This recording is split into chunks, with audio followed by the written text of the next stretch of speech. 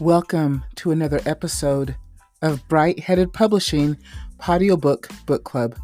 I am your host, Kelly Morgan. I'm really excited because I have another poet today who's going to come on and just simply read their stuff. His name is Mr. Linwood Jackson Jr.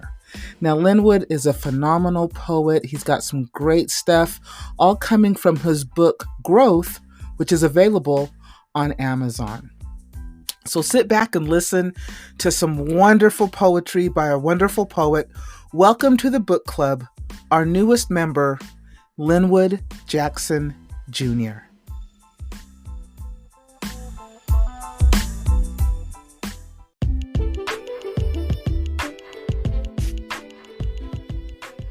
Linwood, thank you so much for being here with me today, coming on the podcast and being a member of the book club.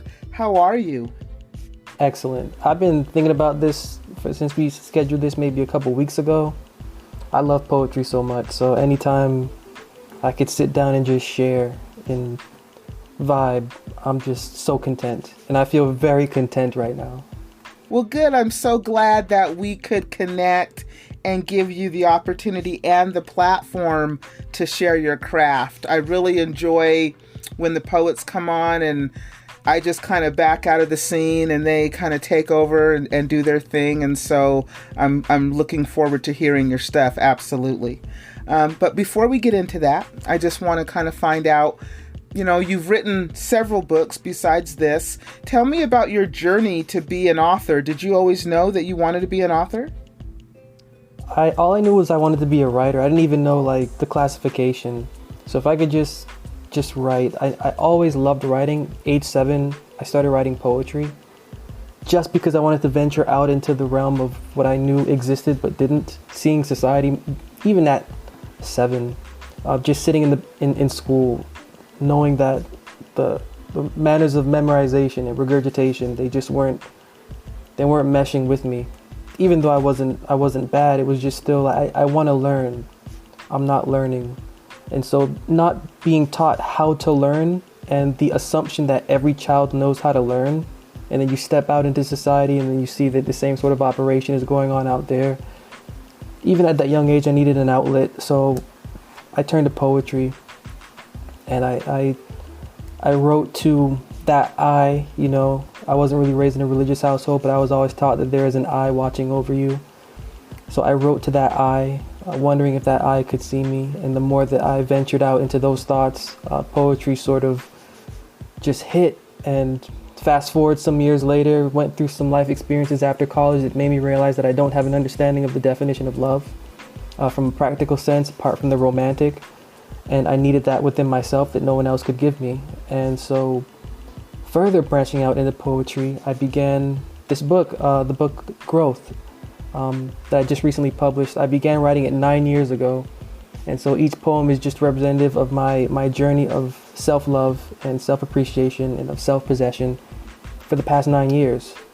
And each poem just articulating the struggle of what it means to be human, and also the struggle of what it means to carry on a dialogue within yourself, personally, and also devotionally. So that's my journey from the struggle and the tragedy of what it means to be human when you don't realize that you're human. And that's really what kicked me off seriously in poetry. That's deep. But it's funny because most poets write poetry when they're going through something. That is the way to cope or to express or to get it out. I mean, when I first started writing poetry was my go-to as well. But I'm not a poet who shares their poetry. My poetry is just for me. I would prefer to write stories, because, and that's okay. But I do appreciate the poets that stand up and speak their truth, because that's really what it is. And just trying to express themselves and try to figure things out. So I think that's fantastic. So when you went to go publish your books, you had told me that you went through a vanity/traditional publisher. There's a lot of authors that I speak with that are self-published. There's a lot that have used vanity presses and felt like they didn't get their money's worth, that maybe they were ripped off or they had a bad experience. with your experience and your journey to be published, what can you say about that? How was it for you to use a vanity press? Yeah, I can say that I completely understand where they're coming from, where they're saying that it was a waste of time, or it wasn't as they thought they might have been, as it might have been, or it might have been disappointing to them. I can say that because, I'm with a vanity/traditional publisher, and the effort that they put into your work is minimal, if non-existent. And so the effort then turns to you. And I got lucky because my publisher actually puts in an effort and assists me in my publishing, should I ever need it. But the majority of the work, it falls on my shoulders. And so no matter what, whether you're with a vanity or non-vanity, you're going to have to hustle. And that hustle, you're going to have to get some sidewalk in your shoulders, and you're going to have to lose some teeth, and you're going to have to go through some hard times as an author, especially right now at this season. Even though reading has gone up, it's more like the content is now being more specific due to what's going on. But that vanity, the vanity route is, or traditional route, it's, to me, the most beautiful thing, because you have that support, but at the same time, they're not giving you support because you had to build up your own fan base. So if you're willing to build up your own fan base, if you're willing to go through the grit of what it actually means to be an author, if you're willing to sacrifice yourself and put yourself out there, if you're willing to form your own connections, it's really what it comes down to. Because you're stepping out into a field, if you're not self-published, into the vanity publishing world with no established connections at all. So you have no connections. You can't expect anything with no connections. You can't expect much, because you have to be the one to create the much. And I actually, my very first publisher, I had to leave because they just weren't giving me the same kind of vibe that I wanted to when it came to what I was publishing. My books are research-based books that touch on mental health, spiritual health, devotional health, self-help, and self-possession. And the manner in which my books are written, they just weren't giving me the backdrop that I needed. So I can understand that feeling of it's not right, something's not right. But I left them and was blessed enough to come upon another vanity/traditional publisher, which has blessed my efforts very much. And it just goes into the connections you put into the time and the frame of mind that you have when you go into this, because it's more than writing, it's more than business. You get into this and it's like, my passion is writing. I love writing. I love poetry, and I love people, and I love that other people love writing as much as I do. But then you get into the contracts, and then you get into the marketing, and then you get into the meetings, and then you get into the disappointments, and it weighs you down. And I can get the frustration, but at the same time, my motivation is the generations after I'm gone. Like, I can already see right now in the age that I'm in, my generation has nothing to fall back on that is sound, whether it's secularly in the educational institution, or devotionally or sectarian led in churches. So what I'm doing is, I like to my passion, put that out there. And for me, I'm willing to go through that struggle, because at the end of the day, it matters for who you touch. I people message me all the time, and just recently one of the messages I got was, I've never read a book that sounds like yours, and I've never heard a sound that sounds like yours. And that was really cool to me, because I'm somebody that I'm not modern when it comes to writing. I'm not modern. I don't have a list of authors that I can shoot off at you. But there are a few poets and a few writers, Alice Walker being one of them, that I can say her sharpness and the beauty of her language really moved me to become more original in what I do. And so when I go through that struggle, and you continue to go through that struggle, and you form the connections, and you build up that fan base, then you realize that your publisher is seeing worth in you. So you can't expect the publisher to, at least in this kind of situation, to back you immediately. You're still on the grind, and you're still on the hustle, and you still have to prove yourself. And if you can do that, doors open, and they continue to open. Yeah, I would agree. You really have to decide what literary success looks like to you. Yes. For some, it's just getting the book in book form. Yeah. Right? That was a feat within itself. But I think that as writers or authors, especially when you're first starting out, you are focused on the book and you're not thinking about all those other things. You're just trying to get this written. You're just trying to get your thoughts down. And then when you finally get a book form, and then even when you do get it published, you still have to do the marketing. You're right. You have to be on the hustle. You have to let people know. Nobody knows you. You're unknown.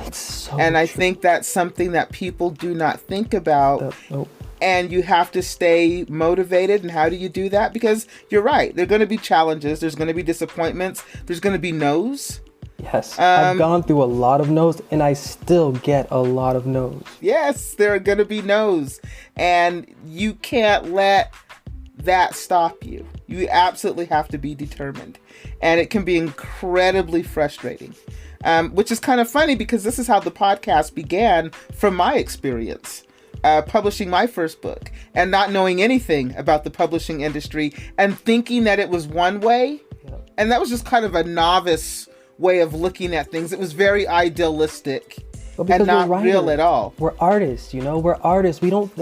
We think, man, this is in my hands. I put it in the air. The entire globe knows that it's in the air when I put it in the air with my hands. Like, we're artists. It's just like, but you break out of that artist world and it's like, wow, it's a real world out there. Yeah, it's a real world. And you find that even in this industry, there are a lot of people out there who are trying to separate you from your money and give you nothing in return. And, leaving you with what you thought was just the best book ever. And, it's okay though, because if you stick with it, it will be okay. So I'm really excited to listen to your poetry out of your book Growth, which is available on Amazon. I'm just going to go ahead and, like I said, back out of the scene and just let you do your thing. So I'm really excited. And Linwood, the stage is yours. Thank you. Let's see, I'll begin. It's so funny too, but before I start, I have to say this. Someone messaged me. They enjoyed my style of writing. They sent me a message and they loved my book of poetry. So I messaged them back and I told them I was going to be on a show and reciting some of my poems. Which ones do you want me to do? So I'm going to recite the ones that they gave me a list of right now. Nice. All right. You got to be sure to tell them where you're going to be reciting your poems. I will. I was so excited too. And they were more excited. Okay, the first poem I'm going to read is called Exist. Exist. Can you see me? Do you care to know me? Have I wronged you? Why can't you acknowledge me? I take no pride in the sight of myself. I understand I am imperfect, and that in my imperfection, I am fairly well. But why do I, and not you, have this mentality? What if you could observe you? What if you could take knowledge of you? What if you saw disfigurement? Would you heal? Would you suffer? How is it that you, being enlightenment, are ignorant? How, being sober, are you yet heavily inebriated? I can see that you love, and that you are love. Yet you cannot, and I cannot understand why. The beauty of your growth is wise, showing the disease of humanity, while revealing the ever-possible transcendent nature. You are so magnificent, but because you cannot see it, you are without correction, having no regard, no perception. Yet I am not altogether removed from vision. You have made me your business, and our relationship your sanctuary. You run into my arms, resting on my chest, your energy pouring into my portal, deciding the landscape of my affection. You are safe in my arms. You are known. You are loved. But I am still unknown, even as we touch. My love, I need you to see me. Because my nature is unsympathetic, I need your consolation. I need your lips. I need you to see me.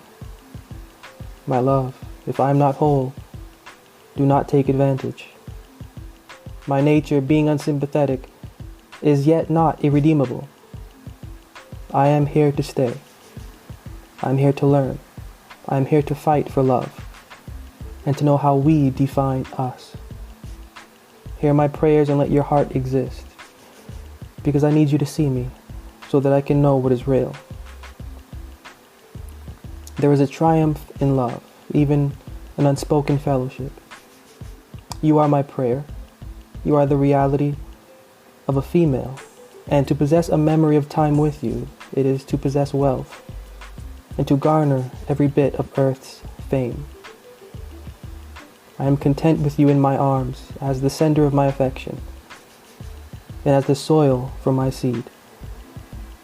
Let yourself see me, and come to me, so that we may know eternity, and the pleasure of few. Exist.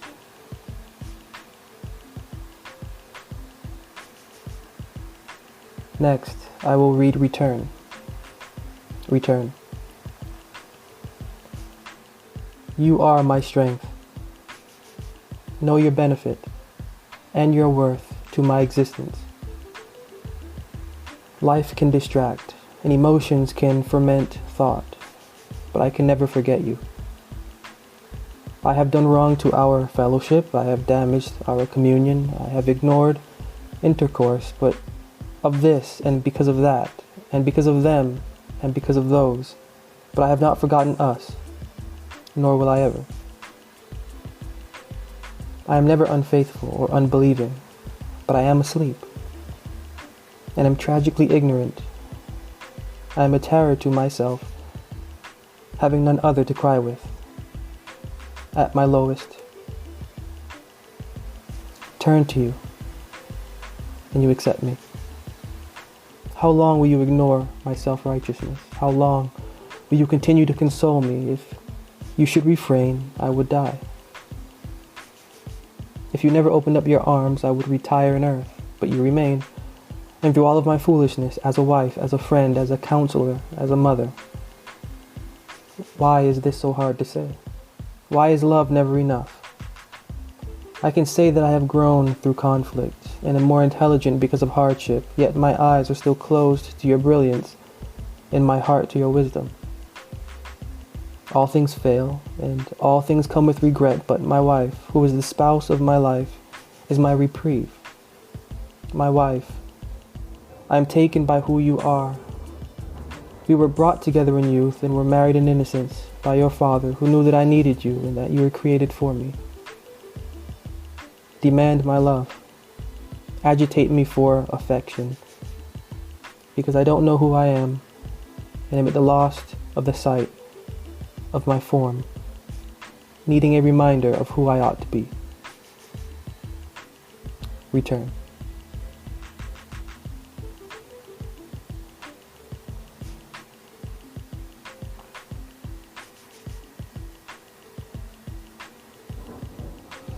Learn. Learn.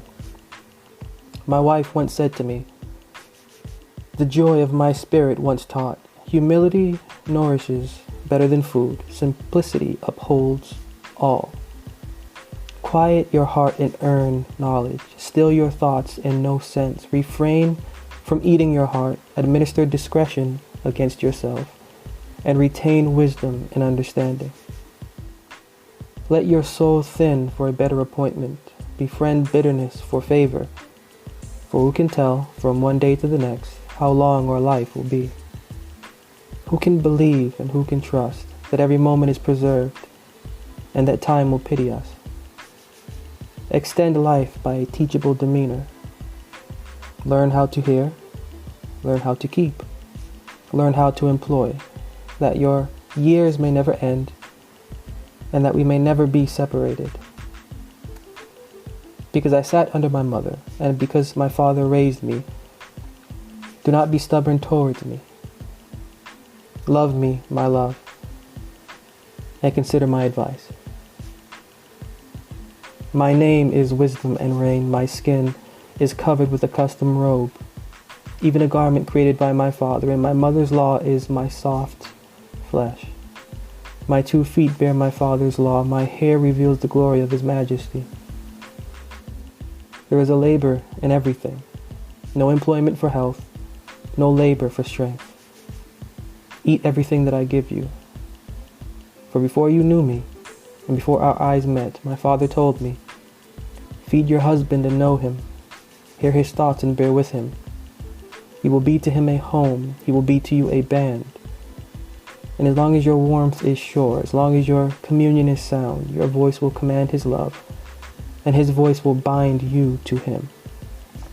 Blessed is the man that finds you, blessed is the bed that you will share. You are his life. Your blood is to be devoured, your jewel is to be treasured, for your spirit will shake his earth, and your form will consume his beauty. Blessed is the man that waits for you, blessed is he that loves you, for you will elevate him, you will perfect his name, and by you he will live, by your instruction he will never die.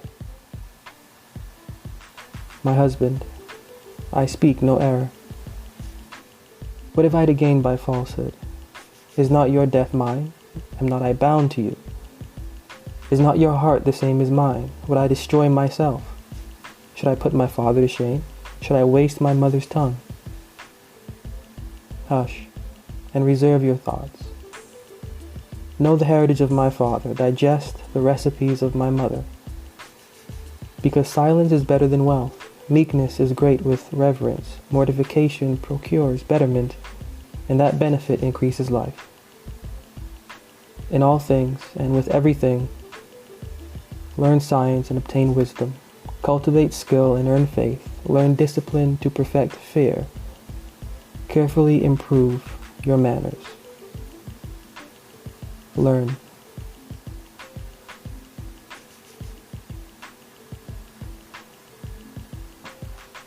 Until the time.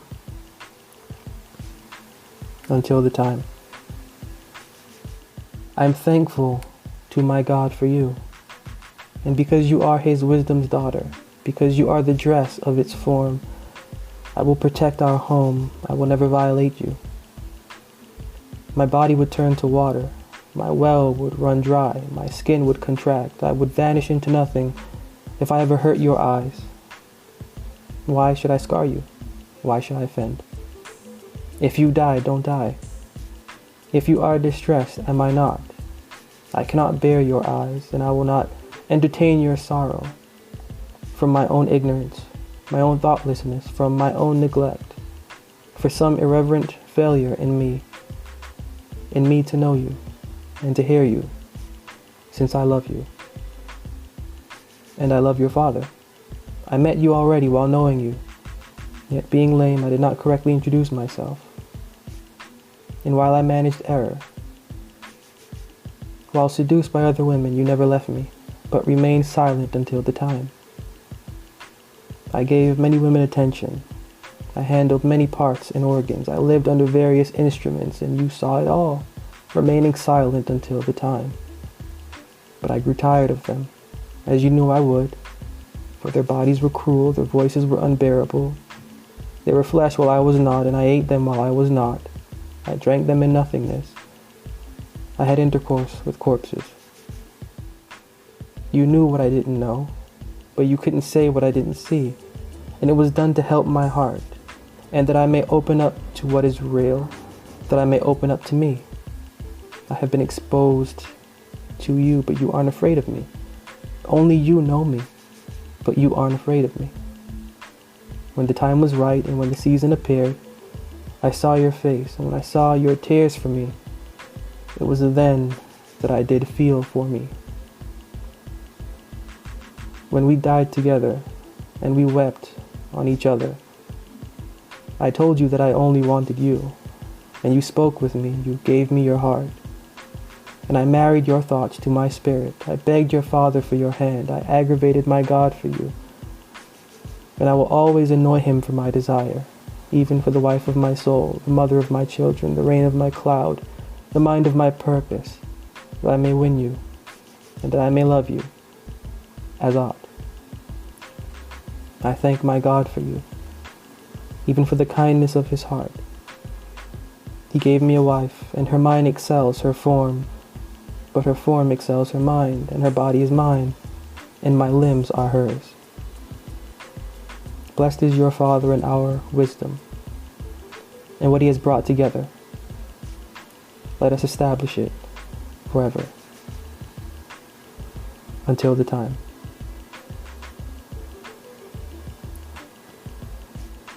Blessedness. My wife, the ageless darling of my fascination, the limitless bounty of my strength. Is it better to feel you or to hold you? Is it better to embrace you or to experience you? Is it better to discern you or to cradle you? Is it better to fondle you or to taste you? You are not flesh, but I do live in flesh, and you do keep our house, along with the members therein. But I do live in flesh, and you are of another force. If I only existed as flesh, how miserable would I be? I have existed as flesh. I have told you my death. And how miserable was I? Yet, my wife, the love of my youth, you are for the mind and not for the body. And without you, I am foul. You are my balance. Without you, I am unbalanced. With you, equilibrium is redefined. For a symmetrical body is agony to the inward person, but self-control and self-possession is right. Yet I am in flesh. I know no thing but sensation, which is why your Father gave me to you. As flesh, I am carnal, and as flesh. Am I wrong to want you as flesh? Am I wrong? You have heard me say this before. Your face changes when you hear this, but I am flesh. It is all that I am. You have instructed me to think higher. You have instructed me to ignore ease, but I am flesh. I love you knowledgeably. I do not care to pervert you, but there is a mind within this body that is natural, and that is why I love you, because to me you are contrary. Your arrows shoot. They shoot and hit. They hit and never miss, taking me. If the sting of death is sin, then the sting of life is desire, the desire to know, and to look for, and to search after, and to incline towards, and to investigate for examination. You are life. Your influence is learning. Your kiss is an understanding. And because you also share my mind, you consent to ravaging, even to passionate intercourse, which is a normal wife's contrition. If you were not blessed, if you were not so delightful, my heart would not ache for you. I would know no death for you, but your voice, the way of your order, the organization of your form, I would have base or noble. Yet I thank my God, who is our counselor, because you, being wholly noble, educate me, who is naturally unruly. Blessedness.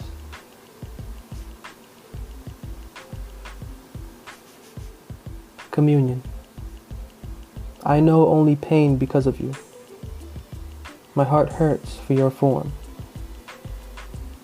I have you today, and I'll have you tonight. But then we part, and I am left sorry, unable to rationalize my world.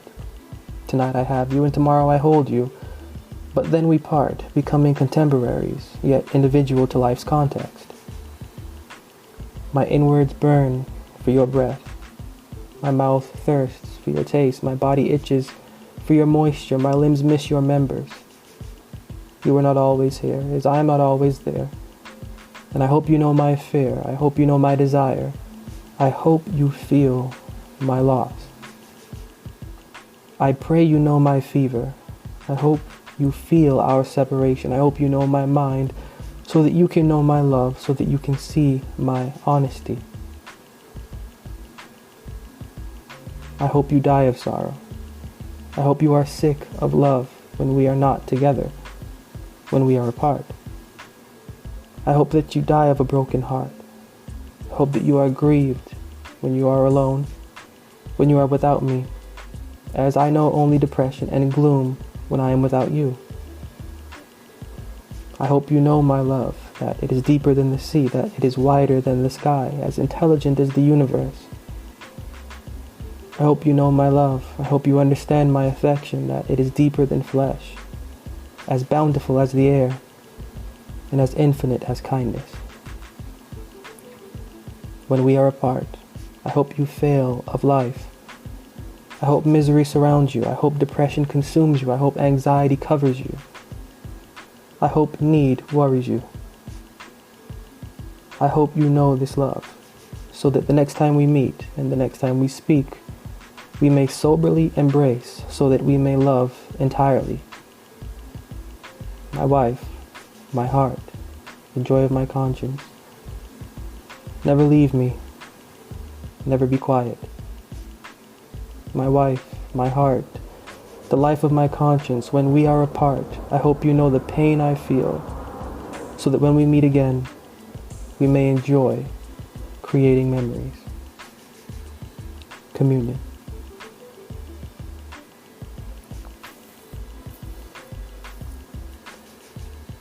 As I am, as I am.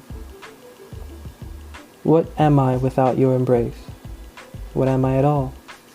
Am I at all? I fail to exist without your arms. I am ignorant without your tongue. I am lame without your legs. I am blind without your eyes. I am miserable without your heart. I am poor without your hair. I am naked without your lips. So long as I am without you, I am not. So long as I am without you, I fail. You have taught me to love, how to pour it out, how to drink it. And must I not know you? Must I live without my love? Must I live without my love's love? Must my heart break for love? Must my heart break my love's love? Do you hate me? Have I wronged you? Why are you so far from me? Why can't I hold you? I die for your scent. I live for your taste. I will die for your suppleness, just to wear your essence. My heart breaks for your attention. I need your laugh, for your voices is medicine, and I am still by it. As a river flowing through a forest, or as a pond, you are rightfully placed, and your sound, it is as perfect as the stars at night. My love, my wife, the spirit of my person. I am tired, I am terribly hurt, I am without thought. I pass away from my lacking, I see no thing, good or bad, yet I feel all things, and am tired. If I could have you, if I could know your warmth, my soul would have its shower, my mind would recover. If I could have you, if I could know your inwards, my heart would be instructed, my organs would be blessed.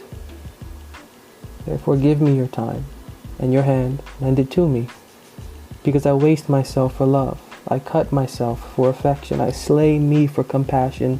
I chain you up for sorrow. Your love is not my love, but your love is better. It is better in love, which is why I need your love, to the end I may love me, and not as I wish, but as ought. Oh, my wife, my beloved heart. Although I am covered in blood, I am clean by your tears, and although my flesh boils, I am right by your kiss.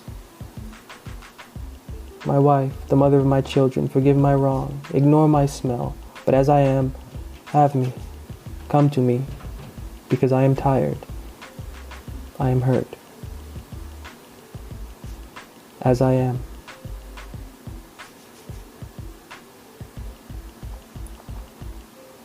Appear. Appear. Do you know I dream of you? You are repeatedly the subject of my dreams. Why do you tease me? Do you hate me? Or maybe, by the impression of your revelation, I hate myself, and I do not know it. Your face, your eyes, your lips, your hair is warm, and when I embrace them, I have new life. Your skin, your touch, your color, your smell, your taste is all I want to know, and when I embrace them, I am alive. My wife, you are cruel to me, for you are where I am not, but when I meet you, and when time reaches reality, then you will know my love, how deep it runs, and how full it is. Get in my realm. I demand that you show yourself. I order you out of my vision. I claim you this day as a body to penetrate and to impregnate, and as a mind to find comfort in and to be edified therewith. I love you, and with all that I am.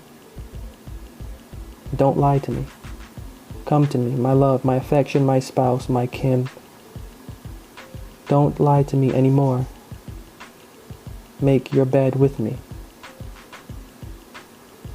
Appear. You.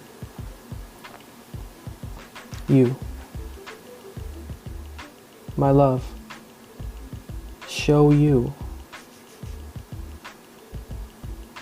It isn't good to leave affection without release. It isn't good to live without knowledge. Be my knowledge. Receive my affection. That we both may be fulfilled. That we both may be content. Is marriage too difficult? Is companionship unnecessary? Why can I then feel your cry, but you cannot feel mine? Maybe I am too proud. Or maybe I am not humble enough. There is more to life than love, than being sick of love. For where there is a knowledge of love, therein is found love's cure. How then can I radiate my affection to you? What sound can I give? My thoughts and feelings bring me to you, and we spend the night embracing. I've cried for your presence. Give me your voice. I have cried for your consolation. Lay on me. Your character is a proverb. Your person is a hymn. Your soul is a song. Let me inside of your hidden part, that I may know how to better love myself. What then have I done to you? Why am I so invisible to your prayer? Should I see you, when I find you, as I have you, you will finally see me, and we will be our last memory, time concluding what chance begun.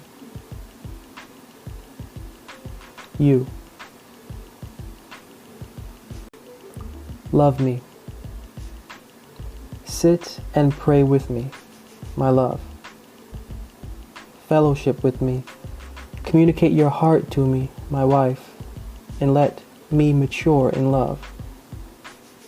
You will never know how much of a joy it is to see your face.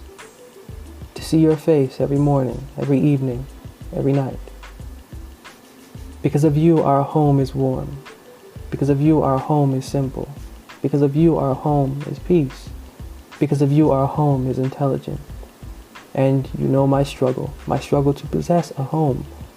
And so you make every household burden light. And you keep me apprised to alleviation and conscious of affection. Let me die between your breasts. Regenerate me by your lips. Command my attention by your walk. Nourish me by your communion's shower. Because I am not wise, and when it comes to wit, I am more stubborn than discreet. Talk to me of kindness, inform me of betterment, convert me to reflection, teach me how to kiss. Lay me down between your breasts and give me the key to your chest. I wish you knew how jealous time is of me, because we are together.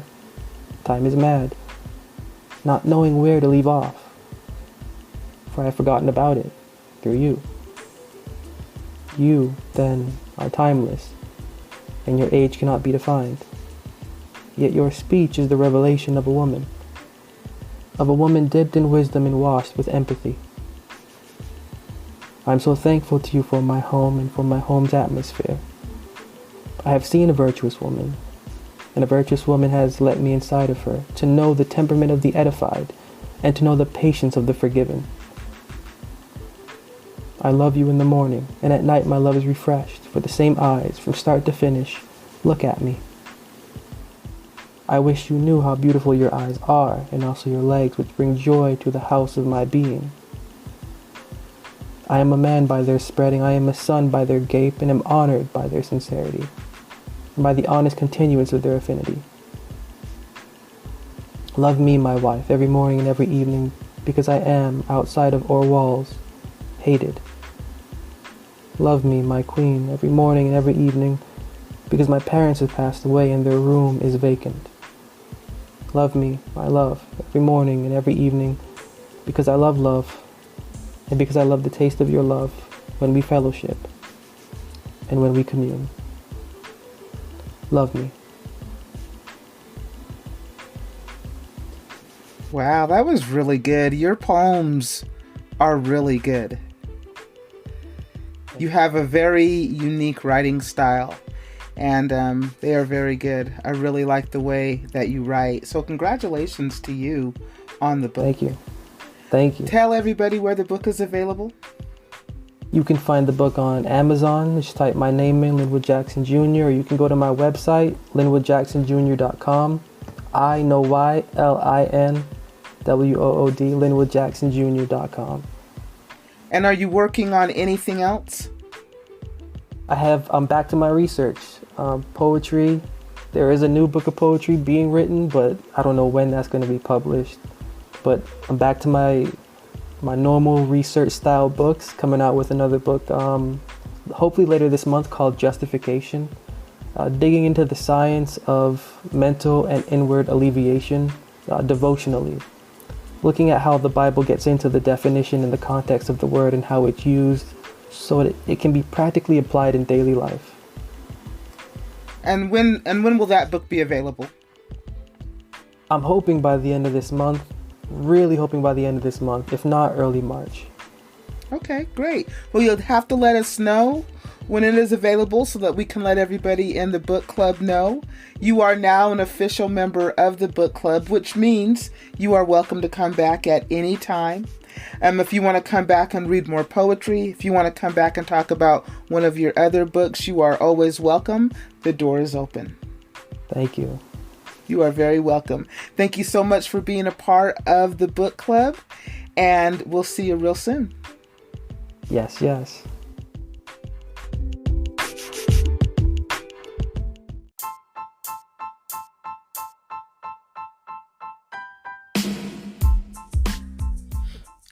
Thank you for listening to another episode of Bright Headed Publishing Podiobook Book Club. I have been your host, Kelly Morgan. We just wrapped up with the phenomenal poet, Linwood Jackson Jr. He shared poems from his book, Growth, which is available on Amazon. If you are an author or someone who supports authors and would like to be on the podcast and become a member of the book club, email me at brightheadedpublishing@gmail.com. Again, brightheadedpublishing@gmail.com. Next week, another author, another new member to our book club. Thank you so much for listening. I really appreciate it. Until next time, keep writing.